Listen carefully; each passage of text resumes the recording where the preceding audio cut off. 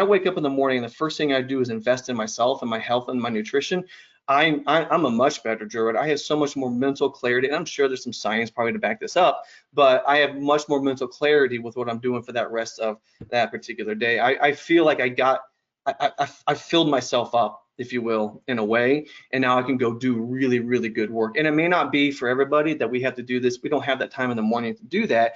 But at some point, I feel very strong that we've got to find a way to invest in ourselves. I think the physical health is such a neglected part of the profession, especially when we get older, and that's when we need it the most. Is really as we start to age, we really need to be exercising and getting our bodies putting it through that, because at the end of the day, when the job's done, I put my 30 years in, what do I have left? It's just this body. I don't want to be, sitting around and a shell of myself. I want to be active. I want to be able to give back to the community and my kids and grandkids someday.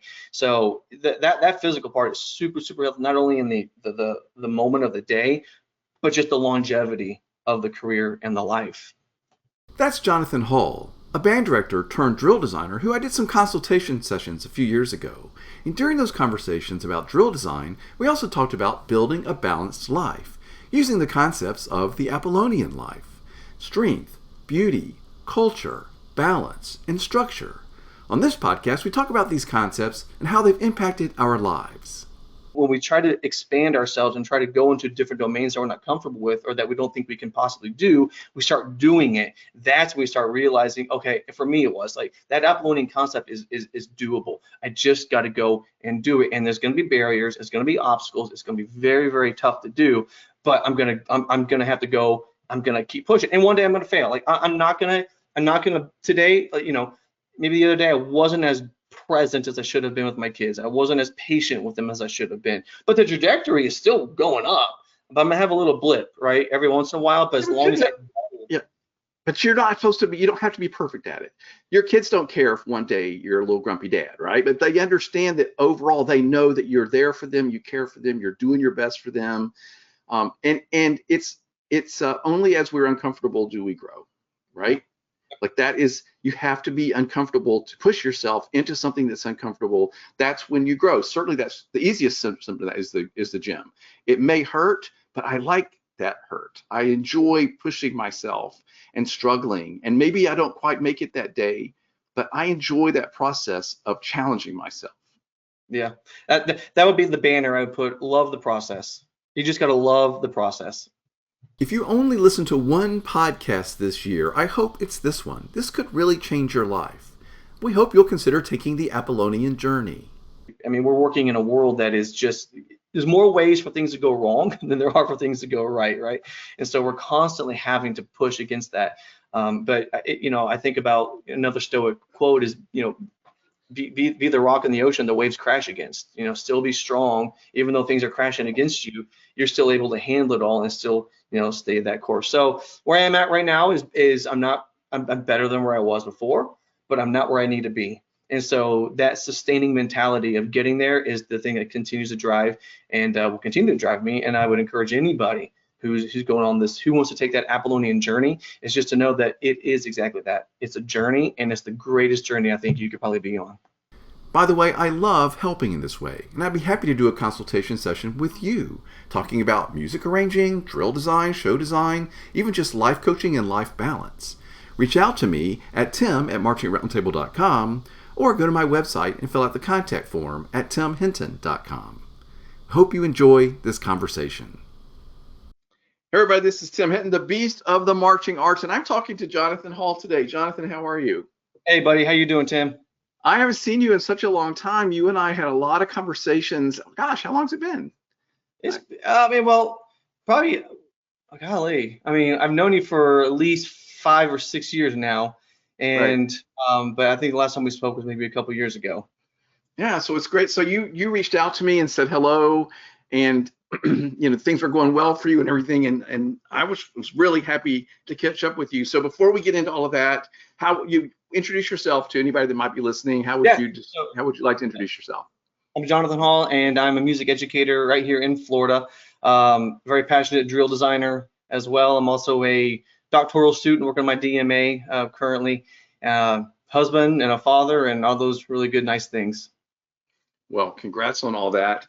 You and I did a little bit of consultation with you about drill writing, sort of where our relationship really started. And it was so much fun to talk to you, and you would share some drills and I would give you some advice. And, I've been writing drill for such a long time, and you were a great student and really interested in a lot of things that we Right. talked about. And we ended up talking about a lot of sort of life things in addition to drill writing, which I really enjoyed those conversations. And one of the things that came up was the Apollonian life, which was sort of a concept I shared with you. So you reached out to me recently and we're talking about everything going so well for you. So first off, congratulations for that. You look great. I'm glad that things are going well for you. So when you look back on that, how would you describe sort of those conversations we had? So I think in order to really dive into this, I have to sort of be back up just a little bit and give you a little background of sort of how we even got to that point, and then we can certainly move forward. I think really contextualizing the narrative makes it really makes everything make sense. So for the longest time, I was a high school band director, wore that cap, had an incredible band program. It was my dream program, right? It was a dream job. I had everything I wanted. 3 concert bands, marching band, 2 winter guards, indoor drum line, everything. All state students playing grade 6 literature. It was an incredible moment. I think it was something like that penultimate moment where you try to get to as a young profession, and I finally had gotten there. And I remember it got to the point where I was just so inundated in every single thing I was doing, specifically related to that job, that I remember having this sort of introspective sort of consultation with myself of, am I really happy? What does my well-being really look like at this moment? And I do remember vividly that moment where it sort of started it off. It was a night rehearsal, and it was on Halloween, and I have 3 young kids. And my oldest one was 10 at the time. And I remember my wife sent me this picture of them going trick-or-treating. And I just remember looking at that picture and thinking, oh my goodness, in 10 years, I had only been to like 2 trick-or-treatings. Like my kids, I had never even got to experience this with them. My youngest was 4, and I had never been with her. And it was one of those quake moments, like where the scales just fall off your eyes, but you start to have those sort of internal dialogues, those introspective conversations where you say, okay, is what I'm doing really balanced? I was taking this sort of personal inventory with myself for that, not in that specific moment, but as the days that followed. And I remember just thinking, I'm really missing out on all the things that I would purport to say, these are the values in my life. These are the things that I really, really, really value. All because I was really, really immersed into the job. And it's not a bad thing. Like I was doing good stuff. I was doing really good work. But it was just taking its toll on all the other areas. And so long story sort of truncated short, I ended up sort of stepping away from that role and just sort of reevaluating and trying to reconnect with those principles. And so like, just for example, those things would be, being a good father, being a good husband, health, nutrition, all those things. Like these things were just because I was so into what I was doing, so absorbed and obsessed. I was really not in a good place in terms of my mental health and my physical health. And I needed to take a break. And what's funny is, and this is where I'm getting to where you and I met, was that year afterwards, I took a job teaching online. Our district has a big online school, virtual program. I teach music for the online school. And that first year was actually the hardest year of my life because my identity was so wrapped up in being a high school band director. I didn't know who I was anymore.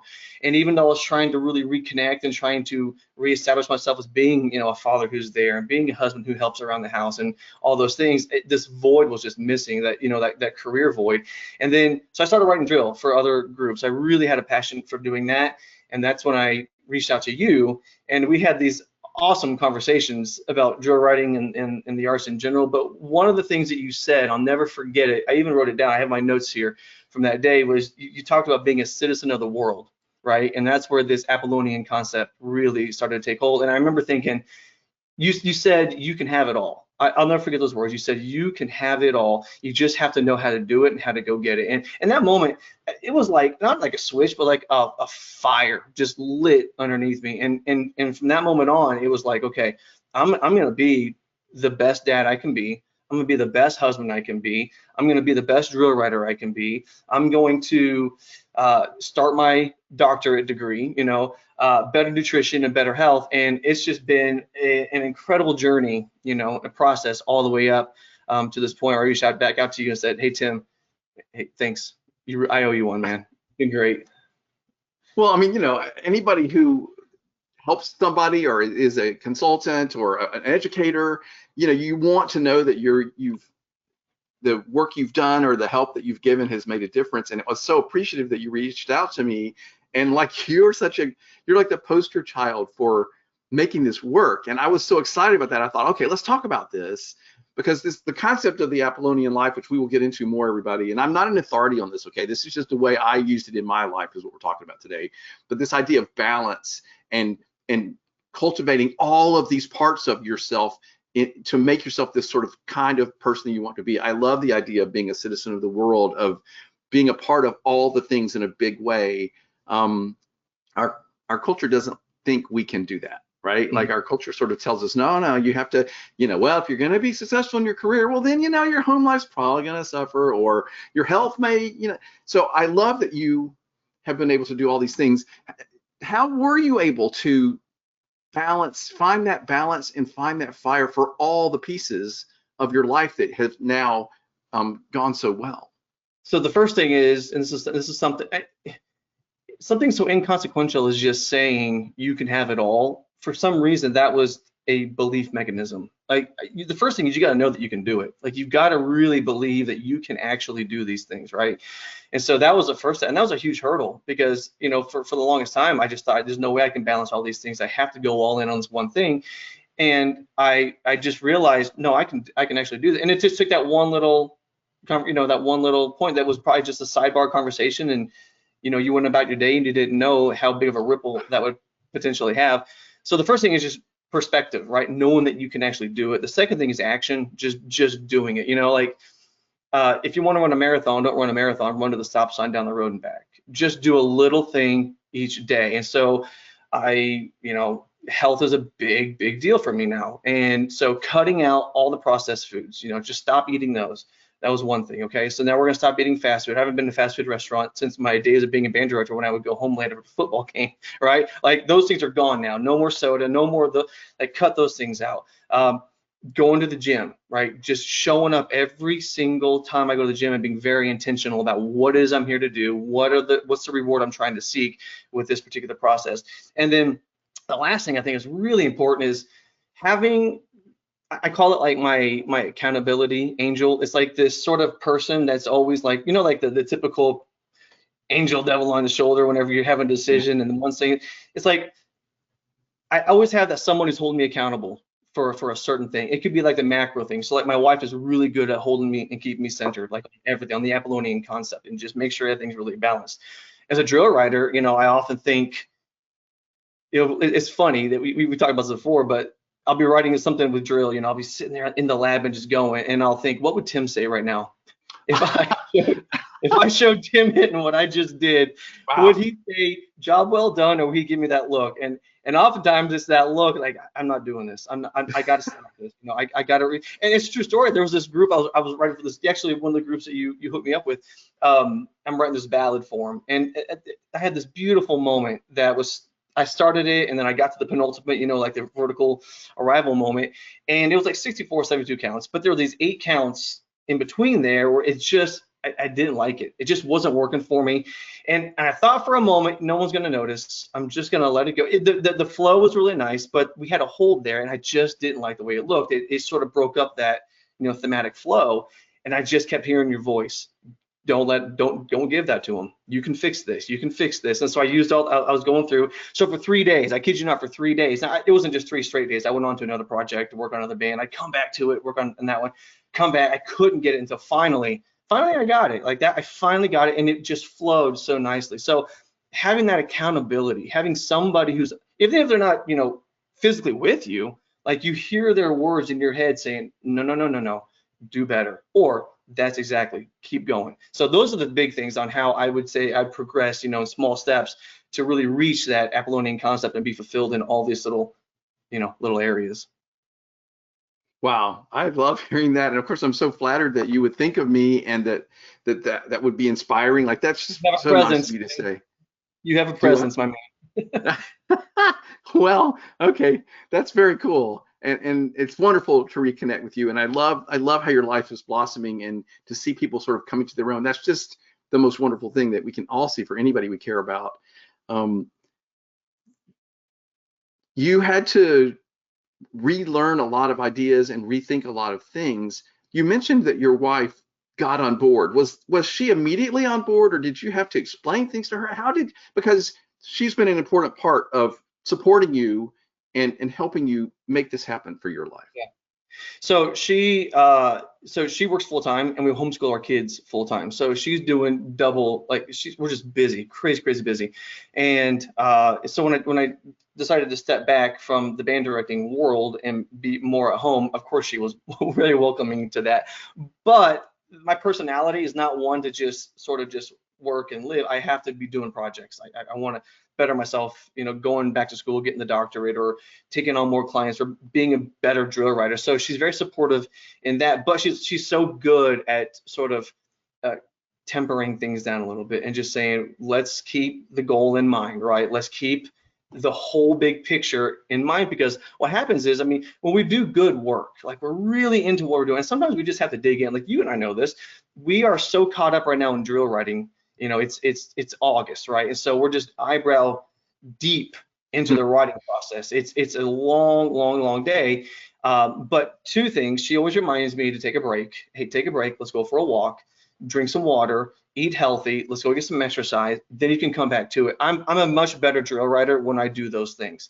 And then the second thing is, what she's really good at is when this season, drill writing season, is over and we're on to the next months, we're intentionally filling that back up with the things that matter, with making sure that we're spending quality time with the kids, spending quality time with each other, doing all those things that we lost during those 3 months of drill writing. So being very intentional. She's like the intentional police. She just keeps everything in line in terms of bigger perspective, because I'm so good at being myopic and just keeping the head down. And we all are good designers and hard workers. That's what we do well at. Sometimes you need that person to tap you on the shoulder and sort of keep you, on course in terms of the macro Apollonian picture.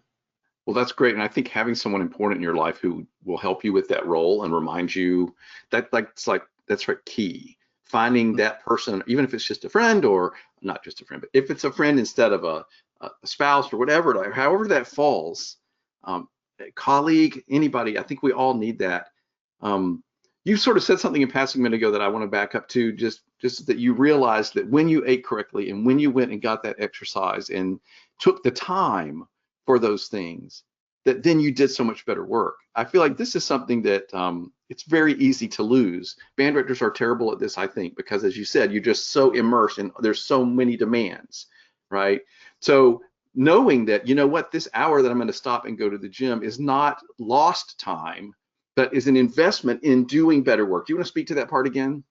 It's so true. So what I do, so not everybody's fitness goals are the same, So for me, my fitness goals are, when I'm not in drill writing mode, I tend to go 6 days a week. I do like a push-pull leg split. So it's 6 days a week and maybe like an hour or whatever per session. Well, now I'm doing every other day, but I'm training full body, right? And so I'm there for sometimes 2 to 3 hours every other day.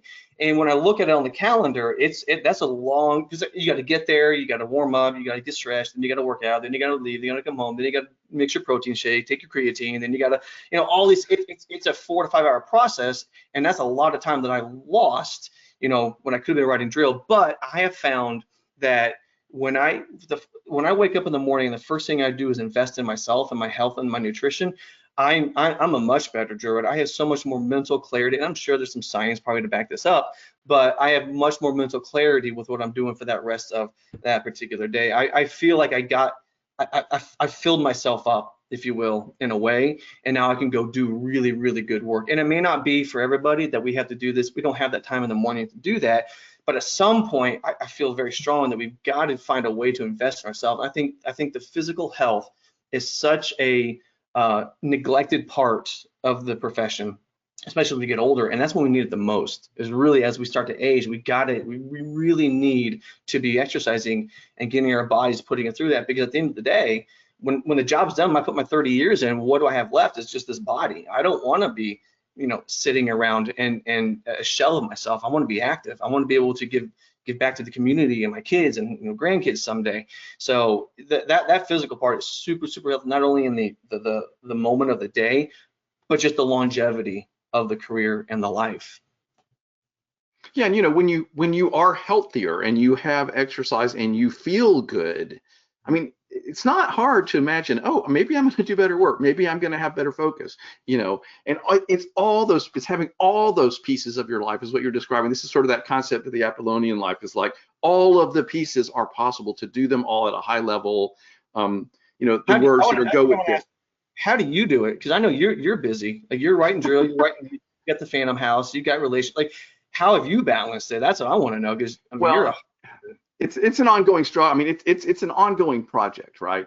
And I constantly am going to my husband and saying, okay, you got to help remind me to do this. If I get into a super stressful event, if we're having an event here, and I get so involved in trying to make it all exactly right, and I forget to drink water. It's ridiculous. So we have this now agreement where he's constantly reminding me, hey, have you drank any water lately? And I will go and drink, because for some reason that's one of the pieces that I lose, right? But I'm constantly having to, I think if you have the concepts in place, that even if you miss a little bit or you get a little bit off, you realize it. I feel like the one of the best things you could ever learn is to realize, to know yourself and how things work for you so well when you're really working well, to be able to identify, oh, that's off, right? Don't go 3 days and suddenly you're in this giant mess, but to go like, oh wow, I think I'm off here. What did I miss? Oh, I didn't stop and read today. And I need, in my life, Jonathan, I need to stop and read each day and like take some time to turn the whole world off and go to this other little world where I'm reading. Like, that's one of the pieces, for example, for me. That's what I was going to ask you. So reading's a big part for me too. So I have books that I'm reading that I know that are going to, again, speak into me and help me to have a much better day and a much better life. So like, reading is important for you, exercising, nutrition. Are there any other things for you yourself that you I guess I would call them like the non-negotiables? I have to have these things in order to be a better, drill writer, right, or professional, or about whatever it is. Well, one of the concepts that we're really talking about here, this idea, when I first learned about the Apollonian life, we'll back up and talk about that in a minute, but like, the idea of it to me is you can do all the stuff, but it all needs to be balanced, right? And so this is sort of the idea. So when I realized, okay, I do need to get that 8 hours of sleep, and I do need to eat healthy most of the time. Doesn't mean I don't ever have a pizza, but it means that rarely do I have a pizza, right? And then I need to go to the gym or do my martial arts or do my stretching. Like, there's just things that have to happen for me to feel right. I have this new nasal, like I do this Novage nasal sinus clean out thing. That's become part of my day because I was having all these sinus issues. And my doctor's like, use this thing, do it at least once a day, blah, blah. And it's like, okay, is it fun to like run this water through my sinuses? No, it's awful. Like, maybe I'm used to it.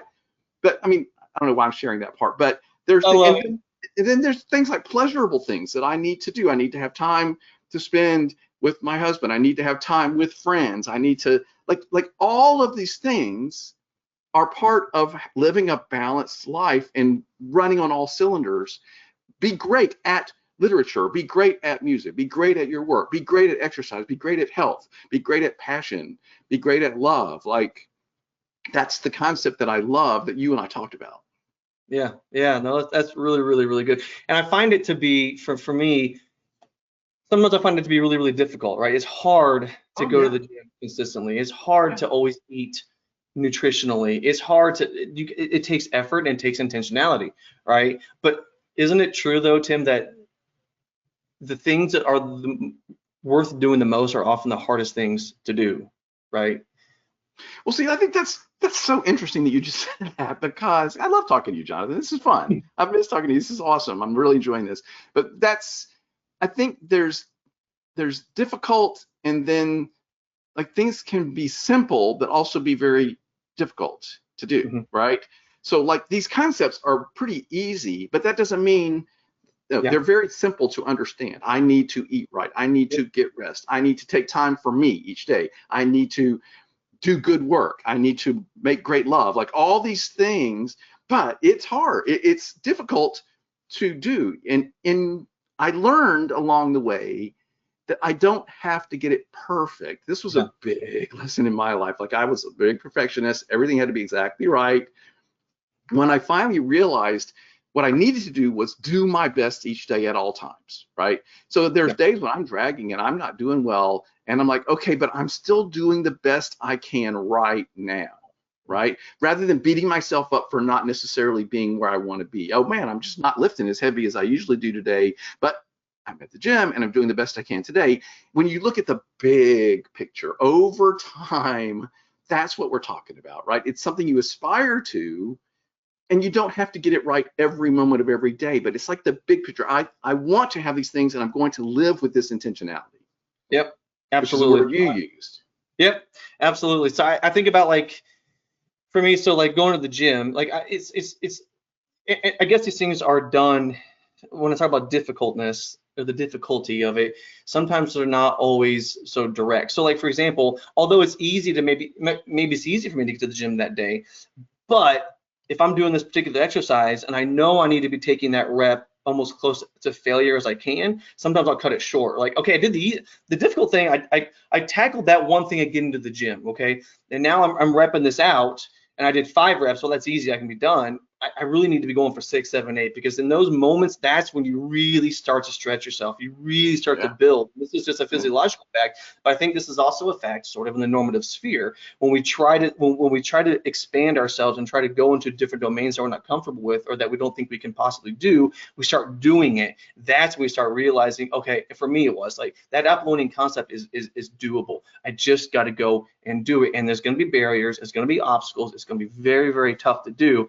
But I'm gonna have to go. I'm gonna keep pushing, and one day I'm gonna fail. Like I'm not gonna today. Maybe the other day I wasn't as present as I should have been with my kids. I wasn't as patient with them as I should have been. But the trajectory is still going up. But I'm gonna have a little blip, right, every once in a while. But as long as but you're not supposed to be. You don't have to be perfect at it. Your kids don't care if one day you're a little grumpy dad, right? But they understand that overall they know that you're there for them, you care for them, you're doing your best for them. And it's only as we're uncomfortable do we grow, right? Like that is, you have to be uncomfortable to push yourself into something that's uncomfortable. That's when you grow. Certainly that's the easiest symptom of that is the gym. It may hurt, but I like that hurt. I enjoy pushing myself and struggling, and maybe I don't quite make it that day, but I enjoy that process of challenging myself.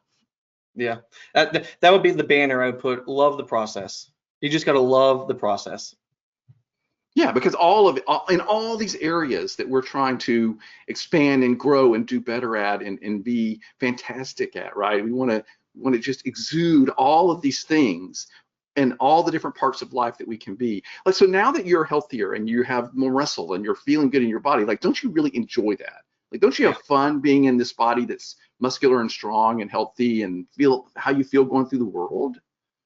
It definitely gives you more confidence, right? You definitely feel better, and confidence not in a way where it's condescending confidence. It's more of a fulfilled, like, I have pushed myself to such extremes in some areas. I know that I can use that sort of mentality to get through this other particular obstacle that's in front of me, right? So you have that sort of fulfilling confidence for sure. And I just, there's so much of a physical part of it. Like when I'm, I'll just bring it back to drill riding. You're just sitting for hours on end, and in the back of your mind that this is not healthy for you, right?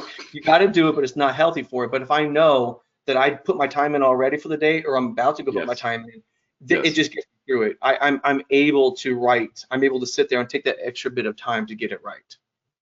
Yeah, I had this thing going this summer for some reason when I was sitting writing drill. Like, you know how it is. Like, you get so immersed that suddenly 2 hours have gone by, but you're thinking about all those details for the next 20 moves and how am I going to keep Susie Guard person in the right place? Like, it's so complicated, right? Yeah. So I called it the numb butt thing. Like I would suddenly realize that my butt was numb, and that never happens to me normally. because I get up and move and I stop and I like, but when some reason I can go down this drill writing thing where I'm just sucked into it. And that's what I would literally like, oh wow, my butt is numb.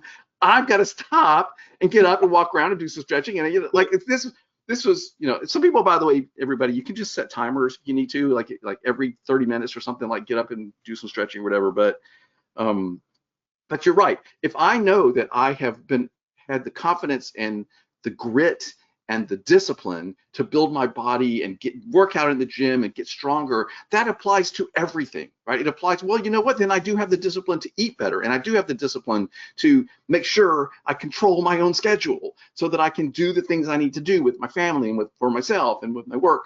Like it's what I keep thinking about when we're talking about this is drill writers are terrible at this, Jonathan. Like there's how many posts are on there on Facebook every summer about I only slept 3 hours last night and it's just complete agony and I feel terrible and I don't have any, and I'm just thinking like, oh, I wish they would all. This is why I wanted to talk to you, because you can have this Apollonian life, have this balanced, great, do it all sort of thing, and you're going to do better. Yes. You're not going to be dragging your butt around trying to, because gosh, if you feel like that, you're not writing good drill. Yeah.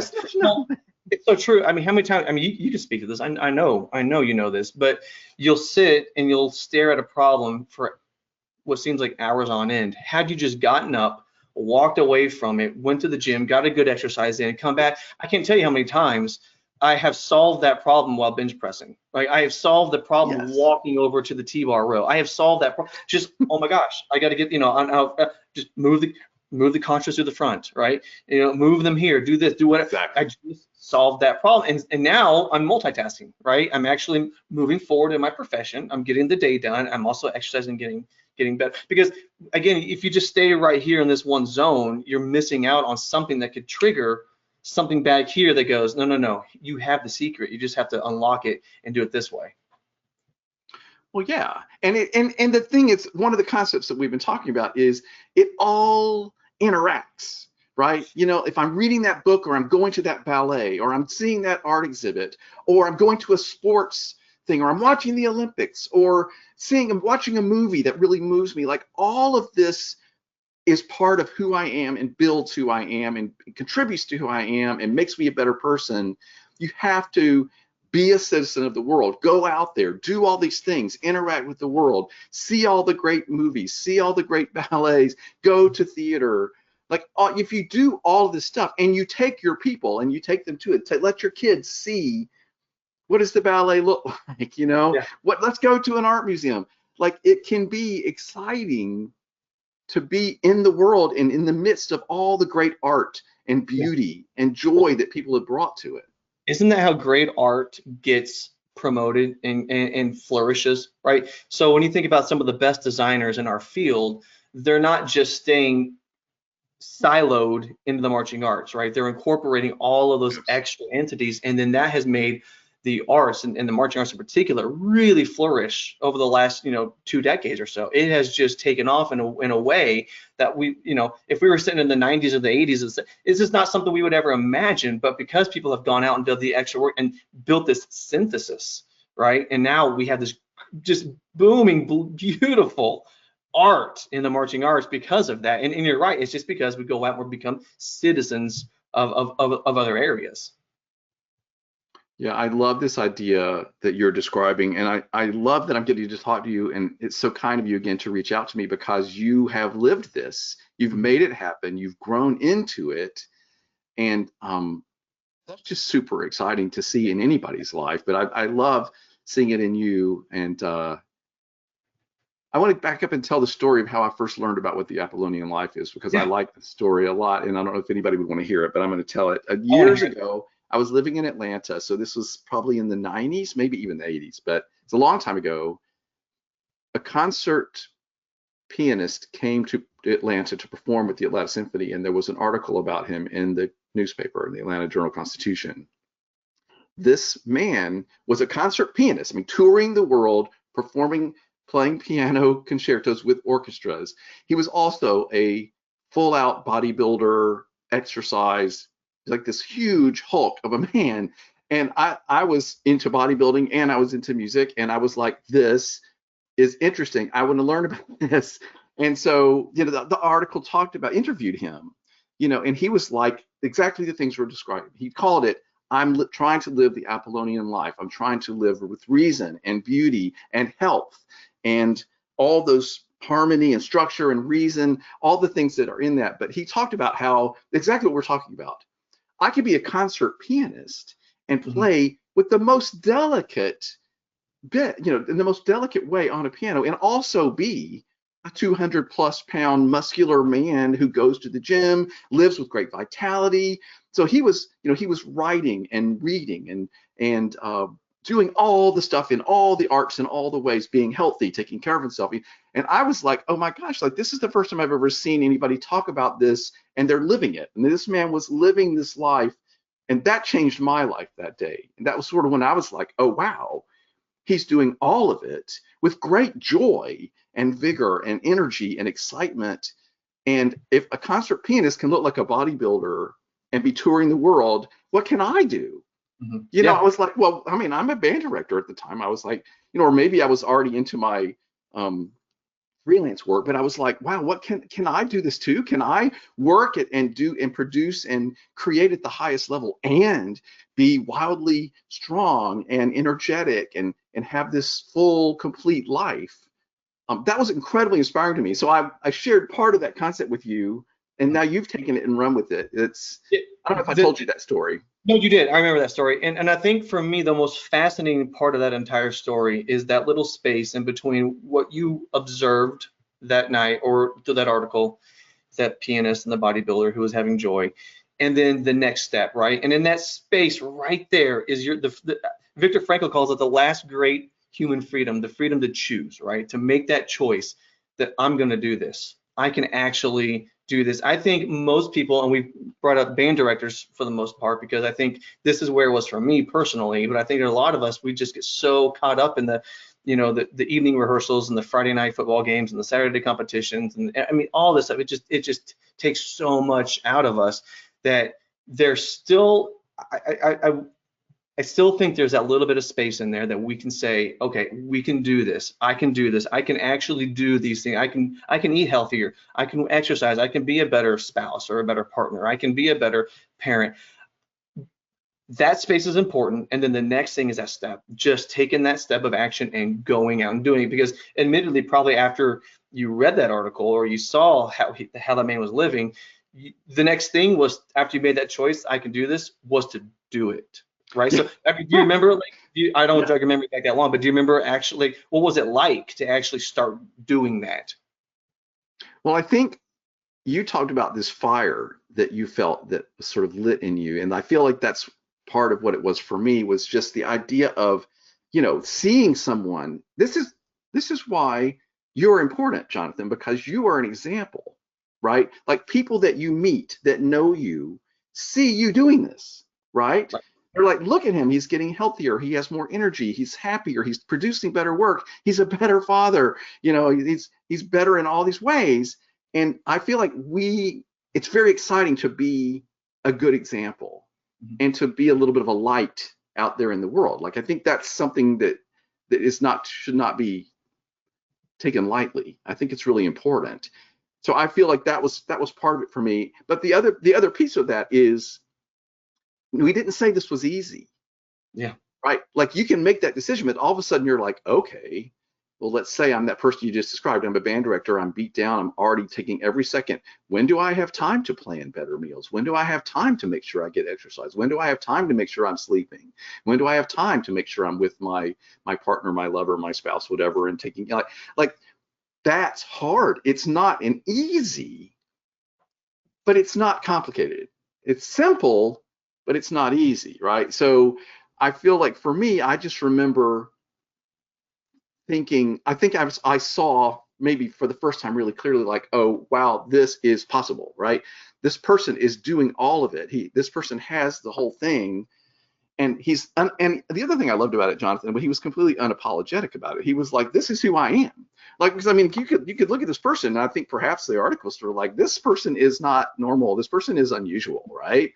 Like, you don't see concert concert orchestra performers who are these big, hulking, muscular, strong, vital men. Like, it's just, that's not the norm for that. And everybody can be their own thing. Like, I'm not saying that's how it has to be, but for me, that was very inspiring.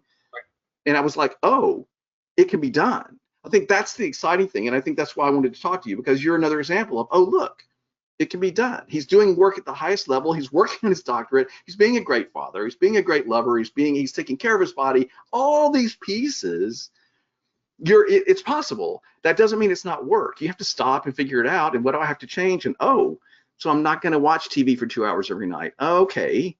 Yeah. Oh, I'm not going to get to have that Big Mac. Well, okay. But after a while you realize you don't need it. But I think a lot of the choices that we make, I'm so glad you brought up the easy and simple distinction, because it's so critical. It's like, yeah, I'm not gonna be able to have the Big Mac, but if I just took a little bit of extra time to meal plan, I'm gonna have a much better meal that's actually gonna keep me satiated through the day, so I don't want to crave that processed food or that Big Mac. Or I'm not gonna have to go to the drive-through after the football game or whatever. You just take these little steps, and those things aggregate over time. Yeah. And those things, and then you start to see that, you have a little bit of a pocket of time to actually now fill it with this, or you have more energy. Now I can actually, I have more vitality to actually give to this other area that's being neglected. I can tell you how many times, and band directors know this. I mean, we on the drive home, we're just exhausted from the long day. You're just so beat down. And then for me, I would get home and my kids would get like 5% of what's left of me. And that wasn't fair to them. It wasn't fair to my wife, who had been with them the entire day, right? So I need to make better choices. And I think a lot of that can be nutrition. It can be going to bed just a little bit earlier. It can even be like, I would go days without even lunch. I wouldn't even eat. I would just be so busy. That task, it can wait. I need to eat my lunch. I need to eat healthy. I need that energy to get through the day. And then when I get home, I need to have the energy. And so all these little bitty, little decisions, again, they aggregate. Flourishing is a process. Well-being is realized in small steps, but it's no small thing. Yeah, and the thing I love about it too is, once everybody trusts us on this, okay, because we both experienced this. Once you get in those new habits and you take the time and you struggle to implement those into your life and you figure it out, then you realize, oh, when I did take the time to buy the right stuff to have a healthy meal, and then when I eat that healthy meal, then you know what? I feel better. I have more energy. I'm less tired in the afternoon. I can do better work. Like, it all builds on itself. And that's sort of the idea in my mind, again, of the Apollonian life, is the idea of balancing all of it, from smart, beautiful, bold, like the God of light, right? So I'm trying to have light in all the areas of my life. And when you realize that you can do all of those things, and that all of them combine to create this big, beautiful, strong thing, that was really exciting to me. Yeah, absolutely. And one of the other things that I think, and I definitely want to hear your perspective on this, it's for me, I found it easier to be present in every moment. Every moment meant more to me when I knew I had a really good, strong balance on everything. I wasn't constantly looking over, this moment's shoulder for the future, the next thing, or I'm not looking behind me, what's going to come sneak up behind me and get what task. I feel a much more presence about myself, and I'm able to then be with my kids. I'm not answering emails and text messages from parents and from administrators or whatever. I was able to lock those things out, right, and just be with the people I need to be with at that moment. And the same thing when I'm at work, when I'm in ensemble rehearsal, I am really in this moment right now, because I have had the ability to say no to certain things leading up to it, or I've taken care of the checklist of things that need to be done in order to actualize that moment and live it to its absolute fullest. So, I mean, I'm curious to know more about, we talked about this before, but like for you, what does it mean to be present, and how do you achieve that ability to be in that moment and live presently? Well, good for you for describing that. I just love that you just said that. And I would say that is that ability to be present at your fullest, at your best. That is the gift of the work that comes from the work that you did to build this balanced Apollonian life, right? When you create this balance you're running on all cylinders in all the ways, right? you're healthy, you're getting rest, you're taking care of yourself, you're being a great dad, you're being a great lover, you're being a great husband, you're taking care of your work, you're creating at a really high level, you're bringing beauty to the world, you're balancing all the pieces of your life that you possibly can. The gift is that you're balanced. There's this circle of beauty and strong pieces of your life all around you, and that centers you in this place. I think that's the basis of this whole concept is when you do all of that, you find yourself centered and you're like, okay, so now I'm here and I'm really here and I'm stable, because one part of me, this is hard to keep all the time, everybody. It's not something that you get perfect all the time. But when you can do that, then you realize, okay, I'm not like a wobbly chair with one of the legs about to fall over because I didn't eat, or because I didn't get rest, or because my health isn't good, or because I'm stressed out too much about work, or because I haven't had sex in 2 weeks, or whatever the thing is. You realize, okay, I have balanced all of this, and it allows me to be in that centered, present place. That's the gift of all the hard work. Yep. Yeah. And I always teach my students, I remember when I would do like visual rehearsals or just rehearsals in general, and this purely for marching band, I'd always say to them, you know, before the 8 clicks off the Met would kick in, personal inventory, right? Take a personal inventory of yourself, check your posture, check your, you know, check everything. It's just a mental quickness, right? You just run through it real quick, 8 off the Met, and then we go. But yeah, I know I would think to myself, take a personal inventory in any moment. Am I fully present right now? I'm not. Why am I not present right now? This thing is nagging me. Why is this thing nagging me? Like, what is causing this thing to not allow me to be present in this moment? And that moment doesn't always have to be in this, you know, on the beach walking along and feeling the good, you know, sunshine, the breeze. The moment can be just, you know, conducting and feeling the emotion of an Eric Whitaker piece, right? And when I'm not in that moment right now, something's pulling me away from it. I can't.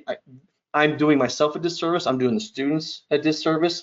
You know, if I'm at home and I'm not being fully present with my kids, I'm doing them a disservice. And so the goal, like you just said, is to always, even though you're not always going to be centered and not always have the goal, is to try to get there and stay there as long as you can. And sometimes sustaining is almost the hardest thing to do, right?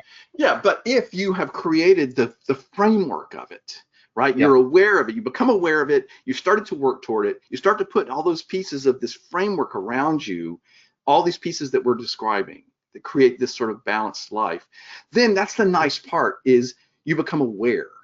Okay, because what you just described is like, this is a huge thing. I remember the day when I became aware of things and I realized, okay, this is a huge step forward for me, because it's not like I'm just floundering around in this emotional mess, but I'm like, oh, I'm aware that, oh, or I would say, oh, I'm doing that thing I do, you know, and I'm aware of it. And that was huge for me. So what I think you're describing is, oh, okay, I'm aware that I'm not fully balanced. And even then, now I have the tools to say, oh, I can even identify what's throwing me a little off here. And then I think your life is constantly a matter of, okay, let me go over here and take care of that and pull this back in and come back in. And then, okay, I'm over, and you're constantly going to be checking in, adjusting this.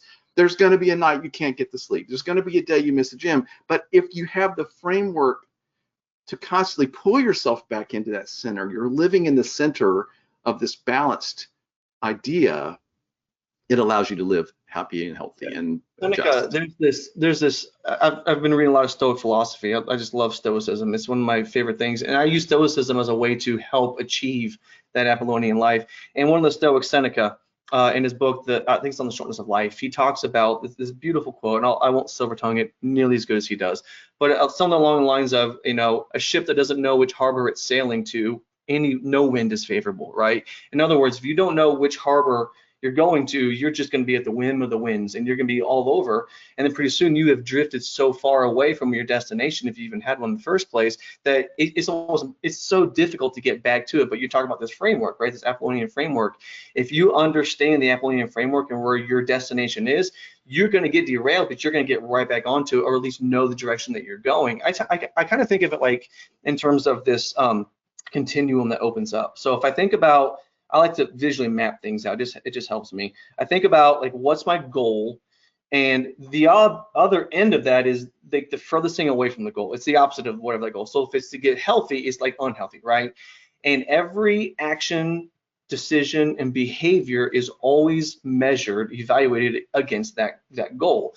And I have to say to myself, evaluate, is this going to get me closer to the goal, or is it going to pull me away from the goal? And that really helps me make that choice. It doesn't make maybe it's a hard choice still. It could be a difficult choice, but at least I have some sort of parameter, some sort of framework, right, to work within in order to have that sort of conversation to figure out, is this worth doing? You know, Marcus Aurelius is another of the great Stoics. He was a Roman emperor, and he would always, the sort of heuristic he would always run through his mind is this essential, right? Is this actually going to take away from my Apollonian concept, or is this going to derail me or pull me away from it? And sometimes, even if it pulls you away just a little bit, you're at least you're strong enough and fortified in what your values are to get back onto it. So I just love that visual representation of what Seneca said with the port. You know, if you don't know what port you're sailing, what wind is good for you, right? And then this idea of this open continuum of measuring and weighing and evaluating every choice, action, behavior with respect to that particular goal. And what you're talking about is just an awareness. You've thought about it. You know what you want. You're clear of where you want to go. You're clear of the parameter of all the pieces.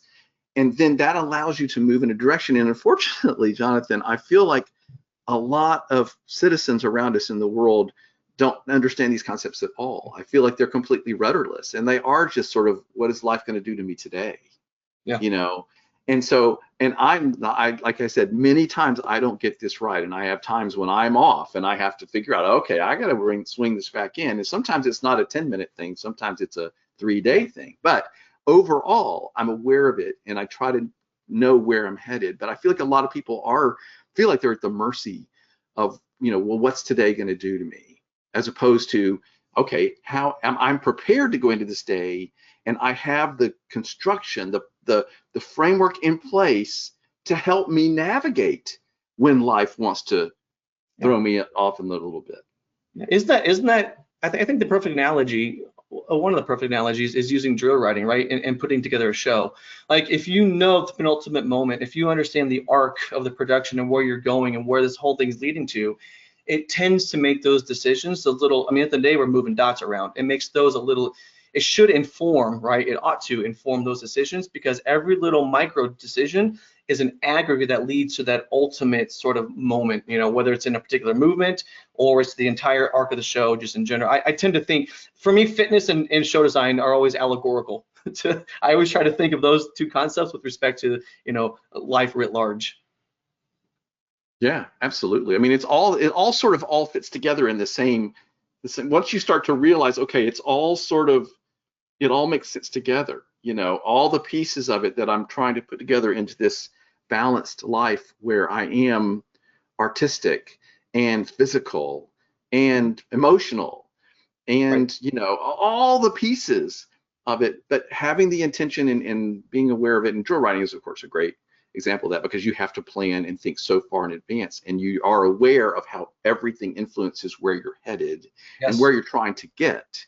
So that's actually an excellent analogy. And I just would encourage all the drill writers that might be listening to this to try to figure out how to get this balance for yourself, because you will do better work and it will make yourself clearer and you'll be more balanced. And all of a sudden, you're not hating every day that you get up to try to do this work.